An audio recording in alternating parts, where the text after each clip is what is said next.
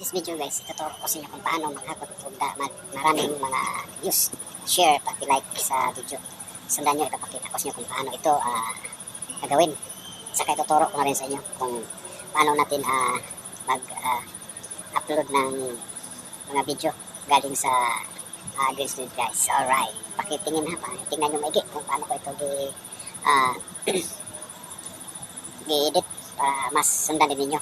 Tapos gagawin na rin ninyo para may mga content kayong makahakot ng maraming mga views at saka followers. Alright.